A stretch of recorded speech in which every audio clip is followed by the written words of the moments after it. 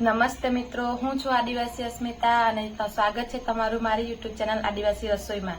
તો આજે આપણે બનાવીશું ચિકન મંચુરિયન। તો ચાલો આપણે શરૂ કરીએ। તો એક વાડકામાં મેં અહીં ચિકન લઈ લીધું છે અને એમાં આપણે સફેદ મરીનો પાવડર નાખવાનો, થોડું મીઠું નાખવાનું, થોડું મરચું નાખવાનું, જે પ્રમાણે તમે ક્વોન્ટિટી લે તે પ્રમાણે નાખવાનું। પછી અંદર ઈંડા નાખવાના।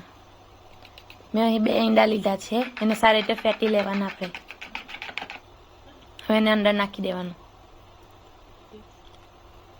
આદુ લસણ મરચાની પેસ્ટ નાખવાની, થોડો સોયા સોસ નાખવાનો અને કોર્નફ્લાવર નાખવાનો। એ બધાને આપણે સારી રીતે મિક્સ કરી લઈશું। હવે એક કઢાઈ લેવાની, કઢાઈમાં તેલ મૂકવાનું, એ ગરમ થઈ જાય એટલે અંદર આપણે ચિકન નાખી દેવાનું। ચિકનને આપણે ડબલ ફ્રાય કરવાનું છે દોસ્તો। એકવાર ફ્રાય થઈ જાય એને કાઢી લેવાનું, પછી પાછું આપણે ફ્રાય કરવાનું છે।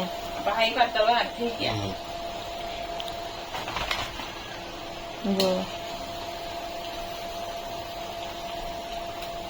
ડબલ ફ્રાય કરવાથી ચિકન એકદમ ક્રિસ્પી બને છે। જો હું તમને તોડીને પણ બતાવું છે ને।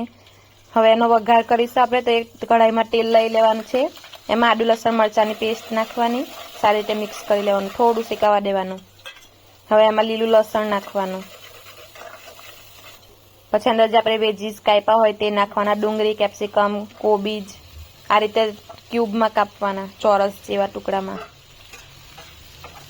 એને આપણે એકદમ નથી પકાવવાના, થોડાક જ સોટે જેવા કરવાના, એનો ક્રંચ રહેવો જોઈએ, અંદર થોડી કચાશ રહેવી જોઈએ।